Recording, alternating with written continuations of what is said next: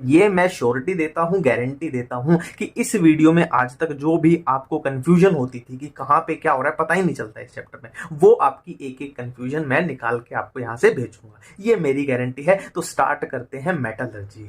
देखिए, एक कहानी है, कहानी जमीन की कहानी है। मान लो ये जमीन है अपनी, ठीक है, ये नीचे है, पूरी धरती है, ये पूरी धरती है, और अपनी धरती में एक मेटल पाया जाता है जिसका नाम है एम।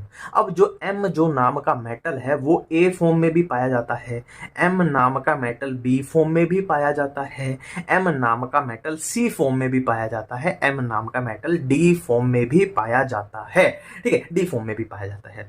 अब अगर मैं आऊं और आपको बोल दूं कि भाई इस मेटल को, जिसका नाम क्या है, जिसका नाम क्या है, एम है, इस मेटल को निकाल के बताओ, इस मेटल को जमीन से निकाल के दिखाओ, क्योंकि मुझे उसका यूज करना है, मुझे उसके गहने बनाने हैं, मुझे उसका ना ग्रिल बनाने हैं, गेट बनवाने हैं, कुछ भी करना है, मेरे को उस मेटल का काम है। तो आप बोलोगे भी ठीक है भाई, निकालने की कोशिश करते हैं। तो आपने एम ए को निकालने की कोशिश करी तो ये नहीं निकल पा रहा आपसे, ठीक है, नहीं निकला आपसे। आपने एम बी को निकालने की कोशिश करी तो ये आपका भाई बाहर निकल आया, ठीक है, और इसको निकालने में आपका खर्चा कितना आया, आपने कितना खर्चा किया, 10 रुपए का खर्चा कर दिया, ठीक है। एम सी को निकालने की कोशिश करी तो ये भी बाहर नहीं आया। एम डी को निकालने की, धरती से बाहर निकालने की कोशिश करी तो ये भी आ गया, बट यहां पे आपने कितना खर्चा कर दिया, इसको निकालने में 1 लाख रुपए का खर्चा कर दिया, 1 लाख रुपए का, ठीक है। अब यहीं पे डेफिनेशन किसकी आती है, यहीं पे डेफिनेशन आती है किसकी, मिनरल की, मिनरल एंड और, मिनरल एंड और, यहीं पे दो डेफिनेशन हमें आती है। देखो, मिनरल क्या होती है कि मेटल जिस भी फॉर्म में अर्थ में पाया जाता है वो मिनरल हो गई। तो जिस भी फॉर्म में, मतलब इस फॉर्म में भी पाया जा रहा है, इस फॉर्म में भी पाया जा रहा है, इस फॉर्म में भी, इस फॉर्म में भी, मतलब ए वाली फॉर्म भी हो जाएगी, है ना, एम की यानी मेटल की ए फॉर्म भी हो जाएगी, प्लस बी फॉर्म भी हो जाएगी, प्लस सी फॉर्म भी, प्लस डी फॉर्म भी, ये तो मिनरल हो गई। अपने को कोई मतलब नहीं है वो निकलता है या नहीं निकलता है, अपने को कोई मतलब नहीं है। तो और क्या होती है, और वो होती है कि जिससे एफिशिएंटली, है ना, मतलब अपनी जेब पे भी इतना खर्चा ना पड़े, एफिशिएंटली उसको, है ना, कि ऐसी मिनरल, मेरी जी फिसल गई थोड़ी, है ना, मेरी डेफिनेशन ध्यान से सुनो, ऐसी मिनरल जिससे मेटल को आसानी से निकाला जा सकता है और कम खर्चे पे निकाला जा सकता है, उस मिनरल को क्या बोलते हैं, और बोलते हैं। अब ये भी मिनरल है, ये भी मिनरल है, ये भी मिनरल है, ये भी मिनरल है। अब इनमें से कौन सी है जिनमें से निकाला जा सकता है, तो ए तो बिल्कुल भी नहीं हो सकती, और तो ए नहीं हो सकती, सी भी नहीं हो सकती। अब देखो यहां पे मान लो इस मेटल की, है ना, मान लो ये मेटल है, इस मेटल की कीमत कितनी है, 100 रुपए है, इस मेटल की कीमत है 100 रुपए। अब 100 रुपए की मेटल निकालने में अगर आप 1 लाख का खर्चा कर दोगे तो कोई फायदा नहीं है भाई, इसको भी हम नहीं निकालेंगे तो ये भी अपनी ओर नहीं है। तो 100 रुपए की मेटल निकालने में 10 रुपए का खर्चा करोगे तो ये एक बढ़िया डील है, ये सही डील है। तो इस वाली मिनरल से हम इस मेटल को निकाल सकते हैं, तो ये वाली मिनरल क्या हो जाएगी, ये वाली मिनरल अपनी ओर हो जाएगी। तो मेरे ख्याल से मिनरल और ओर की डेफिनेशन आप अच्छे से समझ चुके हो, ठीक है। अब आपके सामने ये जो और दी हुई है अपनी एनसीईआरटी में, ये आपको हर हाल में याद होनी चाहिए, इसमें आपको कोई छूट नहीं दी जाएगी, ये आपको हर हाल में याद होनी चाहिए। अब देखो, अभी तक हमने क्या देखा कि और है ना, जो जमीन से अपने को निकालने हैं, और इसी से अपने को क्या मिलती है, मेटल मिलेगी अपनी, ठीक है। अब जाहिर सी बात है, और के साथ क्या होगी, ऐसा तो नहीं है और ही निकल आएगी, डायरेक्ट मेटल ही निकल आएगी, उसके साथ क्या होगी भाई, इंप्योरिटीज भी आएंगी, उसके साथ इंप्योरिटी भी आएंगी, तो ये टोटल चीज अपने पास आएगी, ठीक है। अब जाहिर सी बात है, इंप्योरिटी अपने को नहीं चाहिए, अपने को सिर्फ ये चाहिए, है ना, सिर्फ मेटल ही अपने को निकालना है। तो भाई इस इंप्योरिटी को कैसे रिमूव करें, इसको कैसे रिमूव करें, तो इंप्योरिटी को बोला जाता है, क्या बोला जाता है, गैंग बोला जाता है, इंप्योरिटी को गैंग बोला जाता है। तो हम क्या करेंगे, हम बाहर से कुछ ऐसी चीज डाल देते हैं, बाहर से कुछ ऐसी चीज डाल देते हैं जो इस गैंग को निकाल दे। तो बाहर से जो चीज हम डालते हैं उसको क्या बोलते हैं, फ्लक्स बोलते हैं। तो ये गैंग यानी इंप्योरिटी, ये फ्लक्स के साथ ऐसे बाइंड कर जाएगी, और बाइंड करके क्या बन जाएगा, स्लैग बन जाएगा, बाइंड करके स्लैग बन जाएगा, ठीक है। अब यहाँ पे एक थोड़ी सी बात ध्यान से रखना, देखो मान लो गैंग जो है वो एसिडिक नेचर का है ना, एसिडिक नेचर का है, तो फ्लक्स हम कैसा डाल देंगे, बेसिक नेचर का डाल देंगे, है ना, एसिड और बेस आपस में रिएक्ट कर जाएगा। और अगर ये बेसिक नेचर का है तो ये वाला हम फ्लक्स क्या डाल देंगे, एसिडिक डाल देंगे, आपस में रिएक्ट कर जाएगा। तो ये भी बात हमने एक देख ली, ठीक है, अब चीजों को हम एक नए एंगल से देख लेते हैं, हम चीजों को एक नए एंगल से देख लेते हैं। देखो, मान लो हमने ना जमीन से क्या है, जमीन से हमने ये ओर निकाल ली और ये ओर इतने बड़े बड़े पार्टिकल अपने पास निकल के आ गए, है ना। मान लो हमने जमीन की खुदाई की और जेसीबी से ऐसे निकाल ली और इतने बड़े बड़े अपने पास ये निकल के आ गए, और इसमें क्या है, मेटल कहीं छुपी हुई है। ये ब्लू कलर वाली दिखा देता हूं, ये ब्लू कलर वाली इसमें मेटल है, ये इसमें ब्लू कलर वाली मेटल है, और जो ये रेड कलर वाली है ये एक तरीके से मिट्टी भी आएगी, है ना। मिट्टी के साथ साथ और भी बहुत सारी चीजें आएंगी, इंप्योरिटी बहुत सारी चीजें आएंगी। ठीक है, तो डायरेक्ट ऐसे तो हम निकाल नहीं सकते मेटल, तो हमें क्या करना पड़ेगा, इन बड़े बड़े, है ना, एक तरीके से पत्थर से आ गए हैं, इनको क्या करना पड़ेगा, क्रश करना पड़ेगा, है ना। तो ये क्या हो गई, ये अपने पास क्या थी, ओर थी, ये अपने पास क्या थी, ओर थी, ये ओर थी, ये भी ओर थी, ये भी ओर थी। तो ओर्स की हमने क्या कर दी, क्रशिंग कर दी, क्रशिंग ऑफ ओर्स। तो क्रशिंग जब करेंगे तो जाहिर सी बात है, ये छोटे छोटे छोटे छोटे छोटे छोटे, है ना, ऐसे पार्टिकल में टूट जाएगी, और इनके अंदर क्या है, ये अपनी मेटल छुपी हुई है। तो हमने क्रशिंग ऑफ ओर कर दी, ये अपनी मेटल छुपी है तो ये भी और है ना, पर ये छोटे छोटे हमने तोड़ दी, ऐसे ब्लू कलर वाली अपने पास मेटल छुपी हुई है। ठीक है, अब जाहिर सी बात है, मैंने बोला था ये रेड कलर की मिट्टी विट्टी है, ये रेड कलर की मिट्टी विट्टी लगी हुई है, तो मिट्टी विट्टी को साफ करना पड़ेगा, मिट्टी को क्या करना पड़ेगा, साफ करना पड़ेगा। तो मिट्टी को जब हम साफ करेंगे तो अपने पास यहाँ ब्लू कलर वाला माल मसाला बच जाएगा। अभी मेटल नहीं मिली है, अभी मेटल मिलने में बहुत सारी प्रोसेस है, पर अभी अपने को मिट्टी विट्टी यहाँ पे साफ हो चुकी है। तो मिट्टी विट्टी को साफ कर दिया, मतलब हमने एक तरीके से कंसंट्रेशन कर दी है ओर की कंसंट्रेशन, मतलब अपने पास माल मसाला है, जो मेन माल मसाला है वो अपने पास मिल चुका है। तो इसको क्या बोलते हैं, कंसंट्रेशन ऑफ ओर, इसको बोलते हैं कंसंट्रेशन ऑफ ओर, या फिर बोल लो ड्रेसिंग ऑफ ओर, है ना। कंसंट्रेशन ऑफ ओर, हमने मिट्टी विट्टी यहां से निकाल दी, मान लो पानी से धो दिया, या और भी मेथड होते हैं, आगे वो डिटेल में देखेंगे क्या क्या मेथड होते हैं। ठीक है, अब हमें क्या करना पड़ेगा, मान लो ये अपने पास आई है। अब मान लो जिंक का एग्जांपल लेते हैं, अब जिंक यहाँ पे अपने पास आ चुका है, कैसे, मान लो कार्बोनेट की फॉर्म में भी हो सकता है, मान लो सल्फाइड की फॉर्म में भी हो सकता है ना। इस फॉर्म में यहाँ अपने पास ये अवेलेबल है, और अपने को अल्टीमेटली चाहिए क्या, अकेला मेटल चाहिए, यानी अपने को सिर्फ जिंक चाहिए। तो आप बोलोगे ठीक है भाई, ये कार्बोनेट और सल्फाइड को ये है, हटा दीजिए। ठीक है भाई, हटा देते हैं इनको। ठीक है, तो सबसे पहले यहाँ पे हम क्या करेंगे, इनको हटाने के लिए, जैसे कि ये जिंक कार्बोनेट है, जिंक सल्फाइड है, इनकी क्या करेंगे, हम क्या करेंगे, ऑक्सीडेशन करेंगे। ऑक्सीडेशन करेंगे। अब ऑक्सीडेशन करेंगे तो चाहे ये कार्बोनेट है चाहे सल्फाइड है, क्या बन जाएगा, जिंक का ऑक्साइड बन जाएगा। ये क्या बन गया, ऑक्सीडेशन से ऑक्साइड बन गया। ठीक है, अब यहां पे ये अपने पास ऑक्सीडेशन हो गई, है ना, ऑक्सीजन है ना। अब ऑक्सीजन को यहां से रिमूव करना है, अपने को खाली क्या चाहिए, जिंक चाहिए। तो ऑक्सीजन को रिमूव करने की प्रोसेस को हम क्या बोलते हैं भाई, रिडक्शन, है ना। ऑक्सीजन को निकालने की प्रोसेस को रिडक्शन हम बोलते हैं। तो ये स्टेप हो जाएगा अपना, क्या है, रिडक्शन हो जाएगा, और अल्टीमेटली अपने को ये जिंक मिल जाएगी। फिर भी इसमें थोड़ी बहुत छोटी मोटी क्या है, इंप्योरिटी रह जाती है, और उस इंप्योरिटी को फाइनल अपना क्या स्टेप है, रिफाइनिंग। फाइनल क्या है, रिफाइनिंग है। रिफाइनिंग से प्योर, बिल्कुल प्योर अपने पास ये जिंक मिल जाएगी। अब आपको एक बात बोलनी चाहिए कि तुझे ये जिंक अगर चाहिए थी तो डायरेक्ट इस कार्बोनेट को निकाल देता, डायरेक्ट इस सल्फर को निकाल देता, डायरेक्ट जिंक मिल जाती। तूने ऑक्सीडेशन क्यों की, पहले ऑक्सीडेशन की फिर रिडक्शन की, डायरेक्ट क्यों नहीं किया। तो सिंपल सी बात है, अगर हम इनको डायरेक्ट ऐसे रिड्यूस करेंगे ना तो बहुत क्या है ना, वो बोलते हैं ना, स्पॉन्टेनियस प्रोसेस नहीं होती है। और अगर हम इनका ऑक्साइड बना लेंगे पहले फिर रिड्यूस करेंगे तो वो प्रोसेस स्पॉन्टेनियस हो जाती है। तो यहाँ पे एक बार चीजें देख ली हमने क्या क्या किया, है ना। मैं स्टेप आपको गिनवा देता हूं, हमने क्या किया, पहला स्टेप हमने क्रशिंग की, ठीक है। फिर हमने दूसरा स्टेप क्या किया, कंसंट्रेशन की, है ना। ये इसमें क्या क्या होता है डिटेल में हम बात करेंगे, टेंशन मत लो। हाँ, फिर हमने क्या किया, फिर हमने, है ना, तीसरा स्टेप हमने क्या किया, ऑक्सीडेशन की। और फोर्थ स्टेप हमने क्या किया, रिडक्शन की। और फिर हमने क्या किया, यहाँ पे लास्ट स्टेप अपना पांचवा स्टेप रिफाइनिंग कर दी, है ना। ये अपने 5 स्टेप है और यही अपने को पूरे चैप्टर में पढ़ना है। अब ये 5 स्टेप अपने को कैसे कैसे पढ़ना है ये हम एक बार देख लेते हैं दोबारा से नए तरीके से। तो देखिए प्यारे दोस्तों, अभी अभी हमने 5 प्रोसेस देखी और उन्हीं 5 प्रोसेस को मैं आपके सामने एक बार अलग तरीके से रिपीट करने वाला हूं। पहली प्रोसेस हमने देखी थी क्रशिंग ऑफ ओर, दूसरी थी कंसंट्रेशन ऑफ ओर, तीसरी कौन सी थी अपनी, ऑक्सीडेशन ऑफ मेटल ओर्स।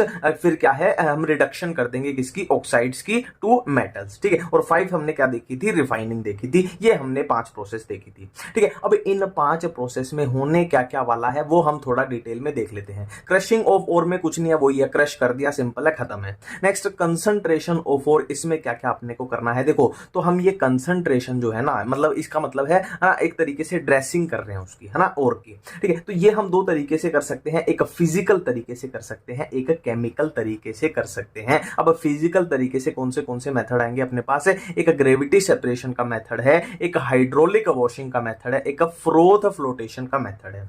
और केमिकल की बात करें तो केमिकल मेथड कौन सा हो जाएगा, कंसंट्रेशन का अपना लीचिंग वाला हो जाएगा, लीचिंग हो जाएगा।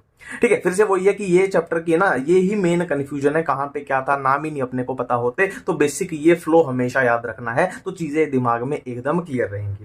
नेक्स्ट हम ऑक्सीडेशन की बात करें, है ना, कि जो मेटल और है उनकी अपने को क्या करनी है, ऑक्सीडेशन करनी है। तो ऑक्सीडेशन करने के दो तरीके हैं, एक कैल्सिनेशन होता है, एक रोस्टिंग होता है। ठीक है, अब ये क्या क्या होते हैं मैं डिटेल में भी आगे बताऊंगा, कैल्सिनेशन क्या है, रोस्टिंग क्या है, लीचिंग क्या है, ये क्या है, ये क्या है, डिटेल में भी बात करेंगे, पर ये एक ओवरव्यू मैं आपको बता रहा हूं। नेक्स्ट हम रिडक्शन करेंगे, है ना, कि ये जो मेटल ऑक्साइड है ना, ये क्या है, मेटल और के हम ऑक्सीडेशन कर चुके हैं, मेटल के ऑक्साइड बन चुके हैं, अब उनको क्या है हमें रिड्यूस करना है, किसमें, अपने को फाइनली मेटल्स चाहिए।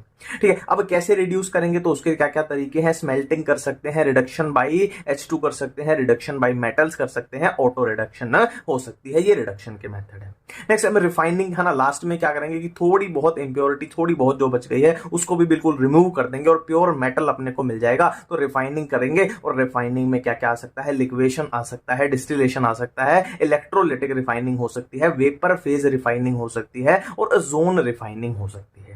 ठीक है, एक और होती है पर वो अपने +1 वाले क्या है ऑर्गेनिक में दी हुई है, तो कोई दिक्कत नहीं है। ठीक है, तो ये है अपना पूरा ओवरव्यू, इसको दिमाग में छाप लीजिए कैसे कैसे है ना। ये नाम कंफ्यूज आपको कभी भी नहीं करने चाहिए कि कैल्सिनेशन कहां थी, रोस्टिंग कहां थी, लीचिंग कहां थी, स्मेल्टिंग कहां थी, लिक्वेशन कहां थी, जोन रिफाइनिंग कहां थी, ये एक बार फिर से ध्यान से थोड़ा देख लीजिए।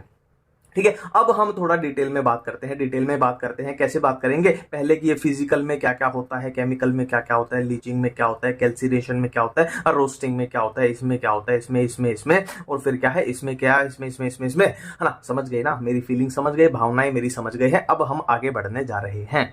अब देखिए दोस्तों, अब वही स्टेप आपने, ये अपना पहला स्टेप था, ठीक है, क्रशिंग ऑफ ओर, इसमें तो कुछ नहीं है, सिर्फ क्रश करना है ना। और सेकंड स्टेप अपना कौन सा था, कंसंट्रेशन ऑफ ओर। अब कंसंट्रेशन में हमने दो तरीके से देखे थे, एक फिजिकल मेथड देखा था, एक केमिकल देखा था। केमिकल वाले में क्या था, लीचिंग था, और फिजिकल वाले में क्या थे, तीन थे। पहला कौन सा था, हमने देखा था हाइड्रोलिक वॉशिंग, दूसरा क्या हो सकता है, मैग्नेटिक सेपरेशन, तीसरा क्या हो सकता है, फ्रोथ फ्लोटेशन। तो बेसिकली इसमें अपने को करना क्या है, बेसिकली इसमें को करना क्या है, अपने को जो इम्प्योरिटी है, जो इम्प्योरिटी है उसको निकालना है। अब उसको कैसे निकाले इम्प्योरिटी को, ठीक है, तो सिंपल है, हाइड्रोलिक वॉशिंग, तो नाम से ही पता लग रहा है वॉशिंग मतलब है ना, सिंपल क्या करना, इम्प्योरिटी है, जैसे कि मिट्टी है, सिलिका है, उसको क्या है, इम्प्योरिटी को धो दिया, मतलब है ना, वॉश कर दिया, तो पानी के साथ इम्प्योरिटी बह जाएगी। अब नेक्स्ट है मैग्नेटिक सेपरेशन। देखो इसमें तो होता तो मैग्नेटिक रोलर है, पर अपने को ना एमसीक्यू में मैग्नेटिक रोलर का तो कोई लेना देना नहीं है, ठीक है, पर अपने को यहां पे समझना जरूर है कि इसमें होता क्या। देखो इसमें होता क्या, मान लो ये ब्लू कलर की क्या थी, मेटल थी अपने पास, है ना, ये मेटल के पार्टिकल्स हैं, मेटल के, और इन मेटल्स के बीच ये ब्लैक कलर की क्या है, इंप्योरिटी है, ये ब्लैक कलर की क्या है, इंप्योरिटी है। अब हम क्या करते हैं, देखो जो ये ब्लू कलर की मेटल है, ये ब्लू कलर की मेटल है, ये कैसी प्रॉपर्टी है इसकी, मैग्नेटिक प्रॉपर्टी है, और जो ब्लैक कलर की इंप्योरिटी है वो कैसी है, वो कैसी है, नॉन मैग्नेटिक है। ये अपने पास चीज बन के आई, ठीक है। उल्टा भी हो सकता है कि जो इंप्योरिटी है वो मैग्नेटिक हो और जो ब्लू कलर की अपनी मेटल है ना, इसमें जो दिखाया वो नॉन मैग्नेटिक हो, उल्टा भी हो सकता है इसके, ठीक है। अब हम क्या करते हैं, बेसिक जो आइडिया है देसी भाषा में बताता हूं। मान लो यहां पे चुंबक लगा देते हैं, यहाँ पे हमने ये क्या लगा दी, मैग्नेट लगा दी, मैग्नेट लगा दी, ठीक है। अब ये क्या है, इसमें ब्लू कलर वाली मेटल में क्या है, मैग्नेटिक प्रॉपर्टी है, तो ये मैग्नेट से चिपक जाएगी, ये मैग्नेट से चिपक जाएगी, और इंप्योरिटी ब्लैक कलर वाली नॉन मैग्नेटिक है, वो उससे अलग हो जाएगी, ठीक है। तो यही प्रिंसिपल हम यूज करते हैं मैग्नेटिक रोलर में, ठीक है, यही बेसिक प्रिंसिपल होता है, ठीक है। तो इसको थोड़ा साफ कर लेते हैं, जो हमने यहाँ पे खिचड़ी खिंडा दी है, खिंडा दी समझते हो आप, नॉर्थ इंडियन तो समझ ही जाते होंगे, है ना, गिरा दी है मतलब फैला दी है, मतलब समझ गए ना, ठीक है। अब तीसरा अपना मेथड क्या है, तीसरा क्या है, फ्रोथ फ्लोटेशन। देखो फ्रोथ का मतलब क्या होता है, झाग बना दी, है ना, मैंने यहाँ पे लिखा है झाग का खेल चल रहा है यहाँ पे, ठीक है, झाग का खेल चल रहा है। होगा क्या, देखो अब देखो इसको देसी भाषा में समझते हैं। देखो मान लो ये एक ऐसे कंटेनर बना देते हैं, ठीक है। अब देखो, मान लो ये ब्लू कलर की क्या थी, अपनी मेटल थी, ब्लू कलर की मेटल थी, और मेटल में ये ब्लैक कलर की क्या है, इंप्योरिटीज हैं। तो इसको पूरे माल मसाले को हमने डाल दिया, इसमें डाल दिया, ठीक है। और इसमें हमने क्या डाल दिया भाई, और इसमें हमने डाल दिया पानी, डाल दिया वाटर, डाल दिया, और इसमें हमने क्या डाल दिया, और हमने इसमें ऑयल डाल दिया, तेल डाल दिया, ठीक है। अब ये सारी चीजें हो चुकी हैं, सारी चीजें यहाँ पे डल जाएंगी, मिक्स हो जाएंगी। अब हम इसको क्या है, एक तरीके से वो देखा है ना आपने कि दही है, और दही में हम वो है ना मधानी चला देते हैं, तो घी ऊपर आ जाता है और लस्सी नीचे रह जाती है। तो वैसा ही कुछ यहाँ पे होगा, है ना। मान लो ये मेटल के पार्टिकल हैं, मेटल के पार्टिकल को कौन है, ये ऑयल है, तेल है, ये इनको वेट कर देगा, ठीक है। इंप्योरिटीज हैं वो अलग हो जाएंगी, ठीक है। और इसको हम तेज घुमा देंगे तो झाग बनेंगे, झाग बनेंगे, तो झाग के साथ क्या है, ये जो अपना मेटल है, ये जो अपना मेटल है, अबे ब्लू कलर आजा बेटा, ठीक है। ये मेटल है, इस तरीके से ऊपर आ जाएगा, झाग के साथ ऊपर आ जाएगा, और उस झाग को हम क्या है, निकाल लेंगे, रिमूव कर लेंगे, और अपनी मेटल्स उसमें आ जाएंगी, और इंप्योरिटीज बेचारी बेचारी इस पानी में रह जाएंगी,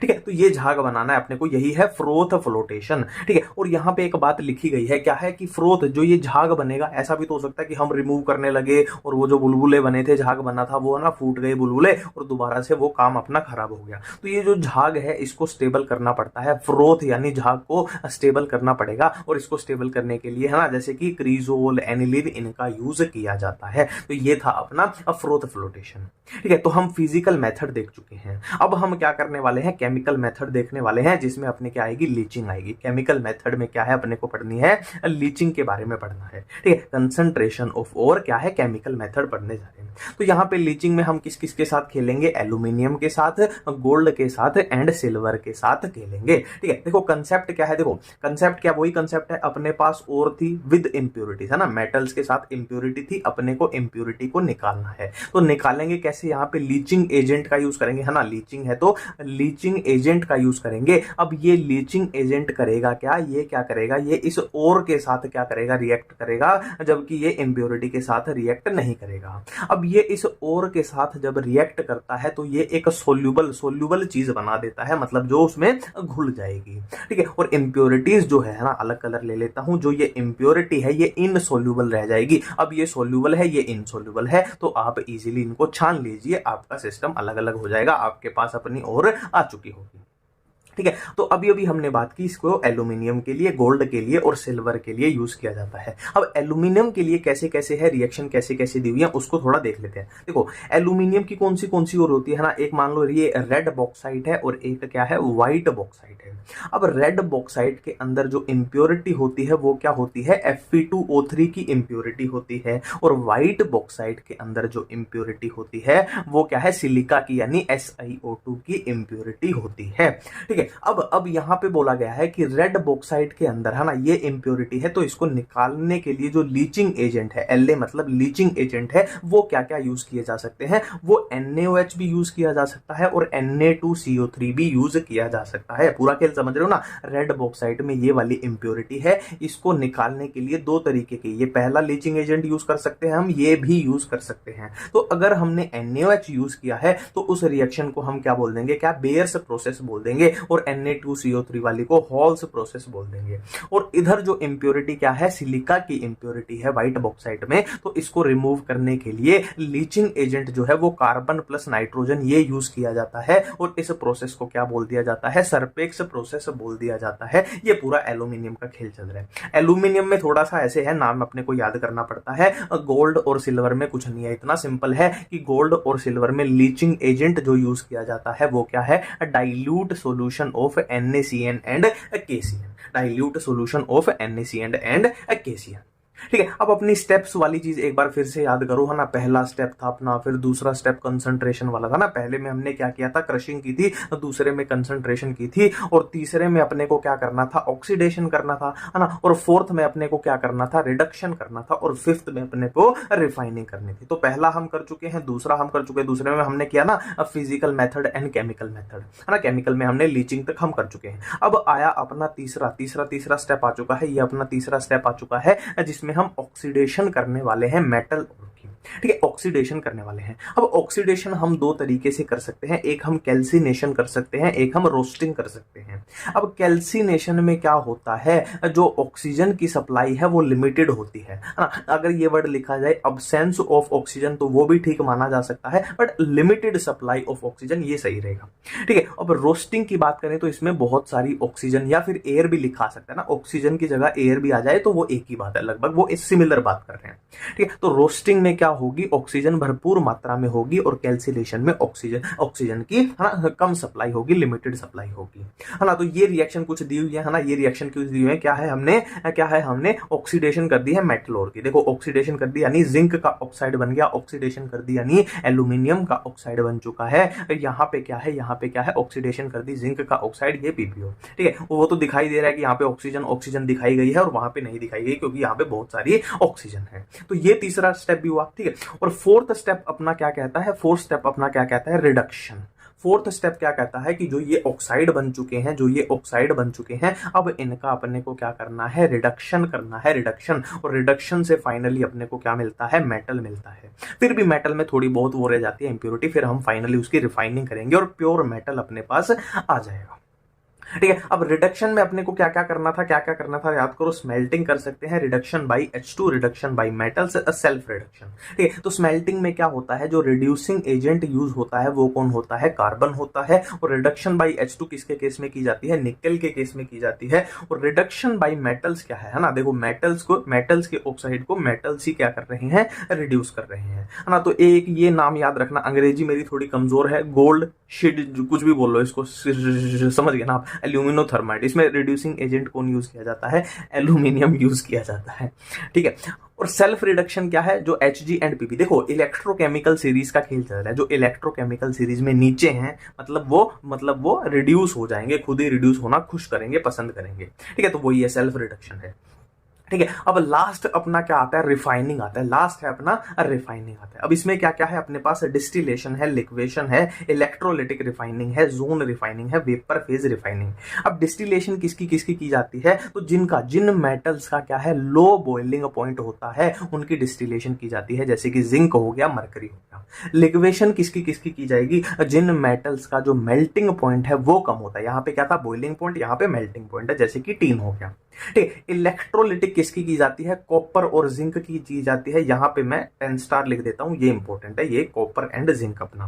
ठीक है, जोन रिफाइनिंग किसकी की जाती है, देखो सिलिकॉन हो गया, बोरोन हो गया, गैलियम हो गया, जर्मेनियम हो गया। अब आप याद कीजिए, क्या हम इनको सेमीकंडक्टर में पढ़ते हैं, सेमीकंडक्टर में, तो याद रखना सेमीकंडक्टर का लेना देना है तो जोन रिफाइनिंग में आ रहा है। ठीक है, अब नेक्स्ट हम वेपर फेज रिफाइनिंग की बात करें। वेपर फेज रिफाइनिंग, तो इसमें क्या क्या आएगा अपने पास, मोड्स प्रोसेस आएगी एंड वेन आर्कल मेथड आएगा। अब ये बहुत पूछा जाता है, यहाँ पे 50 स्टार लिख देता हूँ, डायरेक्ट क्वेश्चन पूछा जाता है, मोड्स प्रोसेस में कौन था, किसका लेना देना था, निकल का लेना देना था, और वेन आर्कल में जिंक या फिर टाइटेनियम का लेना देना होता है। अब देखो, अब हम क्या करने वाले हैं, देखो हमने बेसिक स्टेप देख लिया कि है ना, कि पूरे चैप्टर में ये ऐसे ऐसे होता है। ठीक है, अब अपनी एनसीईआरटी में क्या दिया हुआ है, कुछ ऐसे मेटल हैं, 2-3 ऐसे मेटल हैं जिनके बारे में ना पूरा अलग से दी हुई है कि इनको एक्सट्रैक्ट कैसे किया जाएगा, है ना, पूरा डिटेल में दिया हुआ है। जैसे कि आयरन के बारे में अलग से दिया हुआ है, और किसके बारे में दिया हुआ है, कॉपर के बारे में अलग से दिया हुआ है, और जिंक के बारे में अलग से दिया हुआ है। तो अब हम इन तीनों के बारे में देखने वाले हैं। देखो जिंक के बारे में तो एक ही लाइन है, इसमें तो कोई दिक्कत ही नहीं आएगी। इनके बारे में थोड़ा अच्छा खासा दिया हुआ है, तो इनको देख लेते हैं। ठीक है, दिक्कत नहीं आएगी, मैं है ना गारंटी देता हूं, दिक्कत नहीं आएगी, आपके माइंड में फिट करा के भेज दूंगा क्या है कैसे है।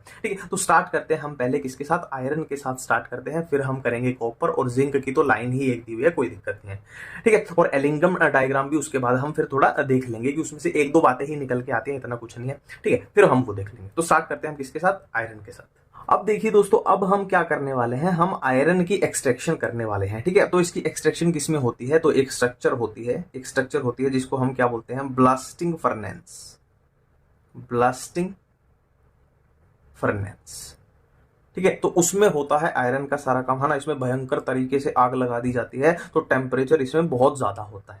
ठीक है, अब यहाँ मुद्दे की बात है कि ब्लास्टिंग फर्नेस में क्या होता है, कैसे होता है, आयरन की एक्सट्रैक्शन कैसे की जाती है, उसको कैसे समझना है। देखो यहाँ पे अपने पास आयरन क्या है, आयरन कैसे है, अपने पास ये है Fe2 O3 है, ठीक है। अब इसमें इम्प्योरिटी है ना, ये इसमें यहाँ पे आयरन है अपने पास, अल्टीमेटली अपने को चाहिए क्या, Fe यानी आयरन, अपने को मेटल चाहिए, तो ये ऐसे है। और इसमें इम्प्योरिटी किसकी है, सिलिका की इसमें इम्प्योरिटी है ऐसे, ठीक है। तो फाइनली अपने को ये Fe चाहिए, आयरन चाहिए, ठीक है। अब हम क्या करते हैं, ये पूरा माल मसाला, ये पूरा माल मसाला प्लस प्लस क्या है, कार्बन, प्लस क्या है, प्लस क्या है, हम लाइमस्टोन, लाइमस्टोन क्या होता है, कैल्शियम कार्बोनेट होता है, ठीक है। तो ये तीन चीजें, पहली चीज ये हो गई, पहली चीज ये हो गई, दूसरी ये हो गई, तीसरी ये हो गई। तो अब हम क्या करते हैं, इन तीनों को किस में डाल देंगे, इन तीनों को किस में डाल देंगे, ब्लास्टिंग फर्नेस में डाल देंगे। वहां पे जोन बनेंगे, अलग अलग जोन बनेंगे, मैं आपको उनके नाम भी अब बता दूंगा, ठीक है। तो ये तीन चीजें हमने कैस में डाल दी, अब ब्लास्टिंग फर्नेस में डाल दी,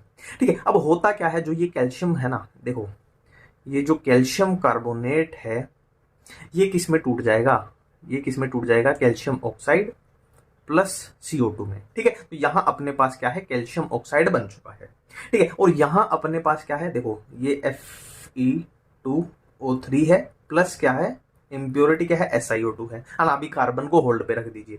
अब देखिए यहाँ पे ये इम्प्योरिटी है, हमें इसको रिमूव करना था, निकालना था, और यहाँ पे क्या बन चुका है, ये कैल्शियम ऑक्साइड बन चुका है। तो ये दोनों आपस में मिलके, अब याद आया मैं वो बता रहा था, स्लैग बनता है, गैंग स्लैग, वो याद आया, तो वही कंसेप्ट है यहाँ पे, ठीक है। ये इम्प्योरिटी थी, ये क्या थी, इम्प्योरिटी थी, ठीक है। और ये इसके साथ मिलके अब क्या बन जाएगा, ये इसके साथ मिलके क्या बन जाएगा, स्लैग बन जाएगा, और क्या बन जाएगा, ये बन जाएगा,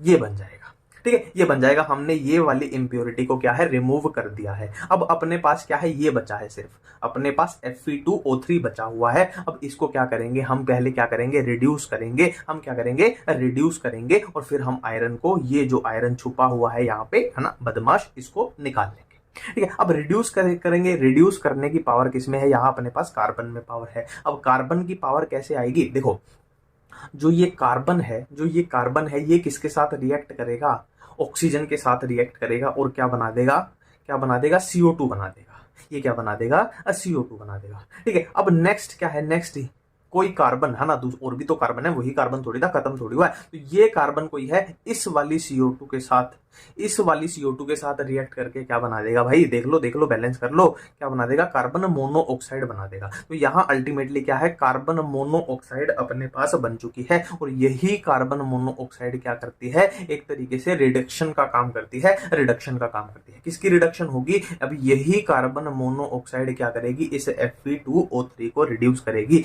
कैसे रिड्यूस करेगी, कैसे रिड्यूस करेगी, देखो Fe2O3 था अपने पास, मैंने क्या बोला, कार्बन मोनोऑक्साइड इसको क्या कर देगी, रिड्यूस कर देगी। पहले किस में रिड्यूस कर देगी, Fe3O4 में रिड्यूस कर देगी, ठीक है। अब इसको फिर से आप क्या करिए, है ना, ये कार्बन मोनोऑक्साइड को ब्लू कलर से कर देता हूं, फिर से इसको कार्बन मोनोऑक्साइड अगर कर देंगे, फिर से इसकी रिडक्शन हो जाएगी, किस में हो जाएगी, FeO में इसकी रिडक्शन हो जाएगी, ठीक है। अब यहाँ पे इसको फिर से आप क्या करेंगे, कार्बन मोनोऑक्साइड के साथ रिड्यूस कर देंगे, तो ये अल्टीमेटली अपना क्या बन जाएगा, अल्टीमेटली अपने को आयरन मिल जाएगा। और आयरन ही अपने को चाहिए था, आयरन ही अपने को चाहिए था। अब ये कहाँ पे बना है अपना, कहाँ पे बना है ये आयरन, ब्लास्टिंग फर्नेस में बना है ये आयरन। अब ब्लास्टिंग फर्नेस से जो ये आयरन निकलता है, इसको हम क्या बोलते हैं, इसको हम बोलते हैं पिग आयरन बोलते हैं, इसको हम बोलते हैं पिग आयरन बोलते हैं। और पिग आयरन में कार्बन की परसेंटेज कितनी होती है, 4% होती है। अब इस पिग आयरन से हमें क्या प्राप्त हो सकता है, क्या मिल सकता है, इस पिग आयरन से हमें मिल सकता है कास्ट आयरन, इससे मिल सकता है कास्ट आयरन, जिसमें कार्बन की परसेंटेज रहेगी 3%। और इस कास्ट आयरन से हमें प्योरेस्ट फॉर्म ऑफ कार्बन मिल जाएगी इधर, है ना, कि इनमें से सबसे प्योर जो होगा वो होगा रोट आयरन, रोट या रोट कुछ भी बोल लो, अंग्रेजी आपको मेरी पता ही है कितनी खतरनाक है। तो ये बन जाएगा अपना रोट आयरन, ठीक है। तो समझ के, ब्लास्टिंग फर्नेस से अपने को क्या मिला था, ये वाला आयरन मिला था, जिसको पिग आयरन बोल रहे हैं। पिग आयरन से हमें कास्ट आयरन मिला, और फिर रोट आयरन मिला, ठीक है। अब यहाँ पे जोन देखते हैं, जोन कैसे कैसे बनेंगे, देखो जोन कैसे कैसे बनेंगे, देखो अब जोन समझते, देखो यहाँ पे रिएक्शन देखो, जो ये रिएक्शन हुई थी ना, ये कार्बन ने ऑक्सीजन के साथ रिएक्शन करी और CO2 की फॉर्मेशन हुई, CO2 की फॉर्मेशन हुई, इसको हम बोलते हैं zone of combustion, zone of combustion ये वाला हो गया, ठीक है। अब यहाँ पे जहां पे अपनी ये कार्बन मोनोऑक्साइड बनी थी, जिसमें जिस रिएक्शन में कार्बन मोनोऑक्साइड अपनी बनी है, ये क्या हो गया, zone of heat absorption, zone of heat absorption ये वाला जोन हो गया, ये जोन ऑफ कंबस्टन ये वाला हो गया जोन ऑफ हीट अब्जॉर्प्शन। ठीक है, अब यहाँ पे देखो, ये पूरे में हम क्या कर रहे थे, रिडक्शन ही तो कर रहे थे। ये पूरे में हम क्या कर रहे थे, रिडक्शन कर रहे थे। रिडक्शन किसकी हेल्प से, carbon monoxide, carbon monoxide, carbon monoxide से हम क्या कर रहे थे, यहाँ पे रिडक्शन कर रहे थे। तो ये क्या हो जाएगा, जोन ऑफ रिडक्शन हो जाएगा। तो ये सारे जोन भी हमने देख लिए, सारी रिएक्शन भी हमने देख ली, किस तरीके से क्या क्या हुआ, है ना। मेरे ख्याल से आपके दिमाग में थोड़ा सा बैठा होगा। ये अपने आयरन की बात हो गई। अब किसकी बात करेंगे, अब हमें किसकी बात करनी पड़ेगी, कॉपर की बात करनी पड़ेगी कि कॉपर का एक्सट्रैक्शन कैसे किया जाता है। तो देखो बेसिक स्टेप तो हम पहले फॉलो कर लेंगे कि, है ना, कॉपर को हम क्या कर देंगे, पहला स्टेप था ना, हमने क्रश कर दिया। दूसरे स्टेप में क्या था अपना, मान लो वो फ्रोथ फ्लोटेशन पड़ा था, फ्रोथ फ्लोटेशन कर दिया। फिर आगे हमें क्या है, तीसरे स्टेप में क्या करनी थी, ऑक्सीडेशन करनी थी। तो हम यहाँ ऑक्सीडेशन कर रहे हैं। अब ऑक्सीडेशन में अपने पास दो चीजें आई थी, कैल्सिनेशन आई थी, रोस्टिंग आई थी। ठीक है, अब यहाँ पे अपने को क्या करने हैं, हम कौन से स्टेप तक पहुंच चुके हैं, हम कौन से स्टेप तक पहुंच चुके हैं, रोस्टिंग तक पहुंच चुके हैं। ठीक है, और रोस्टिंग तक अपने पास कैसे अवेलेबल है कॉपर, हमारे पास अवेलेबल है इस तरीके से, कुछ अवेलेबल है इस तरीके से। टेंशन मत लो, मेरे को याद नहीं है, मैं भी तुम्हारी तरह हूं ना, याद नहीं है। सामने मैंने पेज रखा हुआ है, उस पर लिख रखा है, रिएक्शन वहां से देख रहा हूँ। सच बोल रहा हूँ, मेरे को याद ही नहीं है। ठीक है, कहीं सोचो ये रिएक्शन कैसे लिखा है। ठीक है, पर ठीक है, कोई बात नहीं, मैं आपके दिमाग में फिट करा के भेजूंगा, वो है मेरी जिम्मेदारी। ठीक है, अब देखो यहाँ पे अपने को करनी है रोस्टिंग। रोस्टिंग में क्या होता था, हमने देखा था कि ऑक्सीजन की, है ना, ऑक्सीजन की अच्छी खासी सप्लाई होती थी, और ये है अपने को ऑक्सीजन दिख रही है। अब रोस्टिंग के रिजल्ट से बनना क्या चाहिए था, टेक्निकली बनना क्या चाहिए था रोस्टिंग के रिजल्ट से, है ना, ऑक्सीडेशन की है तो मेटल का क्या बनना चाहिए था, ऑक्साइड बनना चाहिए था। पर यहाँ पे ये कॉपर वाले में थोड़ा गेम हो जाता है ना, ऑक्साइड नहीं बनता है, कुछ और ही बन जाता है। क्या बन जाता है, कुछ ऐसी चीजें बन जाती है, जैसे Cu2S बन जाता है, FeS बन जाता है, और क्या है, SO2, है ना। इस तरीके की चीजें बन जाती है। बनना क्या चाहिए था, कॉपर का ऑक्साइड बनना चाहिए था, पर ये बन गया। अब यहाँ पे जो ये चीजें दिखाई दे रही हैं, ये चीजें दिखाई दे रही हैं, इसको क्या बोलते हैं, कॉपर मैट बोल लो या मैटे बोल लो, कुछ भी बोल लो, अंग्रेजी आपको मेरी पता है, कॉपर मैटे इस चीज को बोलते हैं। अब जाहिर सी बात है, हम कॉपर का, है ना, कॉपर का एक्सट्रैक्शन करने जाते हैं तो कॉपर ही ज्यादा होगी, है ना, कॉपर वाला ये चीज ज्यादा होगी, और आयरन वाली क्या होगी, कम होगी। ये तो जाहिर सी बात है, क्योंकि निकालना तो अपने को कॉपर है ना, तो कॉपर में ही तो हाथ मारेंगे हम, आयरन तो उसके साथ है, बस ऐसे ही बिना बात पे आ चुका है। ठीक है, अब ये चीज बन गई। अब इसमें से अपना टारगेट क्या है कि भाई साहब इस कॉपर को निकाले कैसे इसमें से। तो यहाँ पे एक चीज आती है जिसका नाम है बेस्मराइजेशन। इसका नाम क्या है यार, राइटिंग के लिए थोड़ा माफ कर देना, साथ साथ लिखने में ना राइटिंग मेरी बेकार ही आती है। बेस्मराइजेशन। अब बेस्मराइजेशन में क्या करेंगे हम, हॉट एयर का यूज करेंगे, हॉट एयर का यूज करेंगे। अब हॉट एयर है यानी इसमें ऑक्सीजन रही होगी। ठीक है, अब एयर है तो ऑक्सीजन रही होगी। अब क्या करेंगे, देखो इसके साथ भी हमें ऑक्सीजन की रिएक्शन करवानी है ना, दो चीजें ना अपने साथ, इसके साथ भी और इसके साथ भी। ठीक है, तो एक है अपने पास Cu2S, एक है अपने पास Fe2S। ठीक है, तो दोनों की रिएक्शन हम क्या करते हैं, ये बेस्मराइजेशन हॉट एयर है, ऑक्सीजन के साथ भाई साहब करा देते हैं। ठीक है, अब इससे अपने को क्या मिलेगा, इससे अपने को क्या मिलेगा, Cu2O, है ना, ये मिलेगा, प्लस सल्फर डाइऑक्साइड मिलेगा ना। और कोई रिएक्शन तो पॉसिबल बन नहीं रही है ना, यही रिएक्शन बन रही है ना। ये कॉपर यहाँ ऑक्सीजन के साथ आ गया, सल्फर ऑक्सीजन को लेके इधर निकल गया। ठीक है, इधर क्या है, इधर क्या बनेगा, सेम तरीके से बना दो, है ना, आयरन का ऑक्साइड बन जाएगा, प्लस क्या है ना, वही निकल रही, गैस तो एक ही निकल सकती है, पॉसिबिलिटी ही एक बन रही है। ठीक है, ये सल्फर डाइऑक्साइड इधर निकल जाएगा। ठीक है, अब यहाँ पे इसमें जो इम्प्योरिटी होती थी, है ना, ये पूरे में इम्प्योरिटी भी तो थी। इम्प्योरिटी किस चीज की थी, सिलिका की इम्प्योरिटी थी, सिलिका की इसमें इम्प्योरिटी थी। अब ये सिलिका जो SiO2 है वो किसके साथ इसके साथ बाइंड कर जाएगी, और ये क्या बन जाएगा अपना फाइनली FeSiO3। तो ये अपनी सिलिका यानी इम्प्योरिटी भी निकल गई, ये अपना आयरन भी निकल गया। अब अपने पास क्या है, ये कॉपर का ऑक्साइड है, और थोड़ा बहुत, है ना, ये खत्म नहीं हुआ, ये भी होगा, है ना। अपने पास दो चीजें हैं, एक ये अवेलेबल है, एक ये अवेलेबल है। तो हम क्या करते हैं, दोनों की रिएक्शन करवा देते हैं, और इस रिएक्शन पे नीट में क्वेश्चन पूछा भी गए। ठीक है, तो ये है ना, ये अपने पास सल्फाइड है, और ये क्या है, ये ऑक्साइड है। अब इनकी रिएक्शन करवाने से अपने को फाइनली क्या बनेगा, कॉपर मिल जाएगा, और इधर बच क्या गया, पॉसिबिलिटी ही एक बन रही है सल्फर डाइऑक्साइड की। तो ये अपने को फाइनली कॉपर मेटल मिल गया, और इसको क्या बोलते हैं, ब्लिस्टर कॉपर बोलते हैं, इसको बोलते हैं ब्लिस्टर कॉपर। ठीक है, मेरे ख्याल से आपको चीजें थोड़ी सी दिमाग में बैठी होंगी, चीजें समझ में आई होंगी, है ना। नेक्स्ट हम जिंक की बात करने वाले। मैंने बोला था ना आयरन, कॉपर एंड जिंक। और मैंने एक बात और बोली थी, जिंक के बारे में एनसीईआरटी में चेक कर लो, कुछ खास लिखा ही नहीं हुआ है, कुछ खास लिखा ही नहीं हुआ है। बस एक बात लिखी गई है कि जिंक की एक्सट्रैक्शन में जो रिडक्शन के लिए यूज होता है वो किसका यूज होता है, कार्बन का यूज होता है। कार्बन या फिर क्या बोलो, कोक बोलो, कार्बन या फिर कोक, है ना। रिएक्शन कैसे बन जाएगी, रिडक्शन हम ऑक्साइड की तो करेंगे, तो जिंक का ऑक्साइड है तो उसकी कार्बन के साथ रिडक्शन कर देंगे तो ये अपने पास जिंक मिल जाएगा, ये जिंक मिल जाएगा। ये अपने को अल्टीमेटली चाहिए था, ये जिंक मिल गया। ठीक है, ये अपना था पूरा चैप्टर, है ना। एलिंगम डायग्राम एक बार थोड़ा देख लेते हैं, है ना। उसमें एक दो ही बातें हैं, ज्यादा कुछ नहीं है। अब फिर अपना चैप्टर अब फिनिश है। अब देखो ये है अपना एलिंगम डायग्राम। इसमें दो तीन बातें आपको ध्यान में रखनी है। ठीक है, पहली बात तो क्या है कि ये जो ग्राफ है ना, ग्राफ ही है ना, क्या है ग्राफ, एक किसके बीच में है, डेल्टा जी एंड टेम्परेचर के बीच में है, ये पहली बात होगी। अब दूसरी बात क्या है, देखो यहाँ पे देखो ऐसे चल रहा था, मान लो ये लाइन ऐसे चल रही थी, ऐसे चल, है ना, स्ट्रेट लाइन चल रही थी, फिर एकदम से इसमें ऐसे चेंज आ गया ना, एकदम से चेंज आ गया। अब जो ये एकदम से चेंज आने वाले पॉइंट है, ये क्या दिखा रहे हैं कि एकदम से चेंज कि या तो मेल्टिंग पॉइंट होगा या क्या होगा, बोल्डिंग पॉइंट होगा। ठीक है, या तो वो मेल्टिंग पॉइंट या बॉइलिंग पॉइंट, ये एकदम से चेंज वो दिखा रहे हैं। जैसे यहाँ पे ये एकदम से चेंज अपने को दिखाई दे रहा है, तो ये एक बात हो गई जो हमें ध्यान में रखनी है। अब आती है इस ग्राफ की सबसे जरूरी बात, सबसे जरूरी बात आती है। देखो वो क्या बोलती है, देखो जो मेटल नीचे है ना, मेरी बात को ध्यान से सुनना, जो मेटल नीचे है वो ऊपर वाले मेटल के ऑक्साइड को क्या कर सकता है, क्या कर सकता है, रिड्यूस कर सकता है। फॉर एग्जांपल यहाँ पे देखिए, यहाँ पे कौन सा है नीचे मेटल, आपको दिखाई नहीं दे रहा हो तो मैं बता देता हूं। यहाँ पे मैग्नीशियम है और ऊपर क्या है, एल्यूमिनियम है, और ये क्या है, एल्यूमिनियम का ऑक्साइड है। तो क्या बोलता है, जो मेटल नीचे है यानी मैग्नीशियम जो है वो एल्यूमिनियम के ऑक्साइड को क्या कर सकता है, रिड्यूस कर सकता है। देखो एल्यूमिनियम का ऑक्साइड मैं लिख देता हूं यहाँ पे Al2O3, ये एल्यूमिनियम का ऑक्साइड है, और नीचे कौन सा मेटल था अपना, मैग्नीशियम था। बैलेंस आप करते रहना, है ना, बैलेंस आप करते रहना। तो मैंने क्या बोला, जो मेटल नीचे है, जैसे कि उसमें क्या है, मैग्नीशियम नीचे है, एल्यूमिनियम ऊपर है, वो एल्यूमिनियम के ऑक्साइड को क्या कर देगा, रिड्यूस कर देगा, यानी खुद ऑक्साइड बना लेगा, खुद ऑक्सीडाइज हो जाएगा। तो ये मैग्नीशियम का ऑक्साइड बन जाएगा और एल्यूमिनियम क्या है, रिड्यूस हो जाएगा। ये अपने को बात ध्यान में रखनी है। तो ये चैप्टर भी हमने क्या किया, अपना फिनिश किया। ठीक है, थैंक यू, धन्यवाद, टाटा, बाय बाय।